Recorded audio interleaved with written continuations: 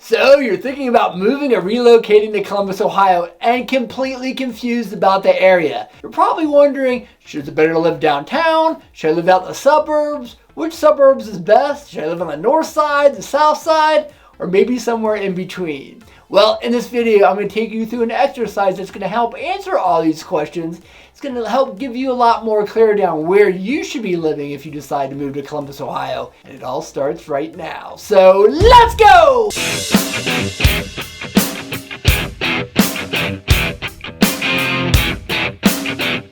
If you're new to my channel, my name is Mark Van Stein and make videos about real estate and living in Columbus, Ohio. I want to give you, the viewer, a really good sense on what it's like to live here. Moving is hard. It's stressful, especially if you're unfamiliar with a city. Watching this video is going to help you think through the process a little bit more to help you make your life a little bit easier and a little bit more comfortable.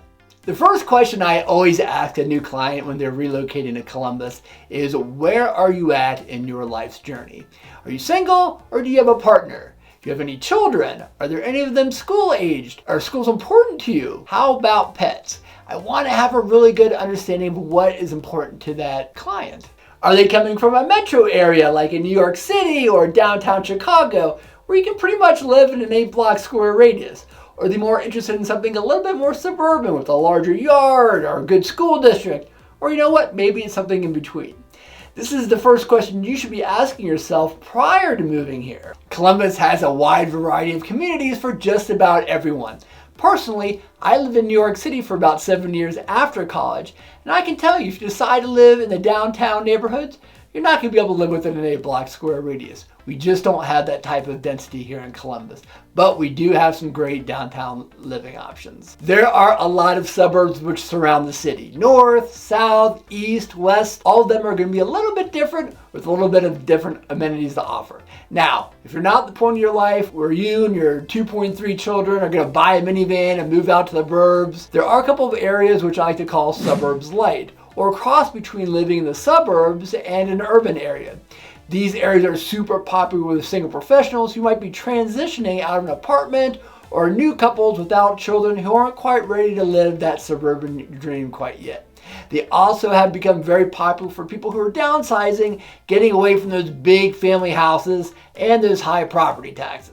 Before I go any further, if you're moving or relocating to Columbus, I want to make your life a little easier and let me and my team help. I'm a full-time RE/MAX realtor and I've been helping people relocate to Columbus for the last 20 years now. I'm actually a third-generation real estate agent and my family co-owns our brokerage. It is so very, very important that you have a professional realtor helping you with your purchase in Columbus, not somebody who's just going to sell you something. You really want to make sure that not only do you buy a beautiful house, but also you make a good, solid investment as well. You can give me a call, shoot me a text, send me an email, however you want to reach out. I'm pretty easy to find. The next question you should be asking yourself is, what is my price point going to be? Or how much am I looking to invest or spend on a home? There are a lot that goes into this equation. How much are you putting down? Where are the current interest rates at? Or maybe you're not taking a loan out at all and paying all cash. In fact, last year, about 20% of the sales in Columbus, Ohio were just cash with a loan not being taken out at all. The two things that I would absolutely recommend if you're going to be financing a property is, first, work with a local lender. I don't recommend working with one of these internet lenders. I could do a whole video on horror stories my past clients have had working with internet lenders. When you're trying to figure out how much you can afford, approach it this way: from an all-in monthly payment, or how much am I willing to spend per month on a property.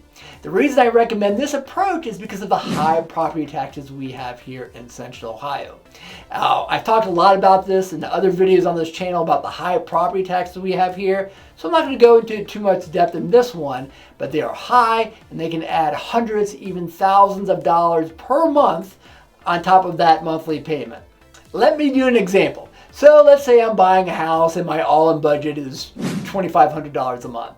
First, subtract out the homeowner's insurance, which I like to use about $100 a month, which should be enough unless you've got a lot of guns or collectibles. And then you want to estimate the property taxes. Now, use that number with the current interest rates, and this is the price range you should be looking at. This is a much better approach to determining what your price range should be rather than just going into a lender and getting a pre-approval. Banks or lenders are always going to pre-approve you for way more than you might be comfortable spending. This way, you don't get in over your head, or what we like to say in the industry is being house poor. Okay, now we've got a budget. What about the lot or yard size? If lot size isn't important to you, you might be looking for a condo or a patio home, then this question is completely irrelevant. But let's say you want an acre yard within about 20 minutes of the city, you might be a little bit disappointed no matter what price point you're looking at. I get this a lot with many of my clients who are moving in Columbus who want a little bit of acreage or a large lot, but want to live close into the city.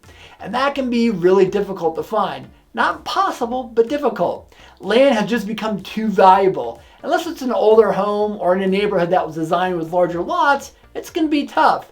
Most residential lots in Columbus or in the area are going to be about a fifth to maybe half an acre in size. You'll definitely see larger lots around, but like I said, they're going to be a lot more difficult to find.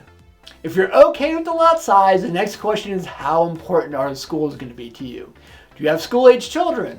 Will you have them soon? How long are you planning on being in this house? Is this a 3 to 5 year move, or is this going to be your forever home? All questions I want you to take into consideration. We have some excellent public school systems here in Central Ohio. I also have some pretty great private schools as well.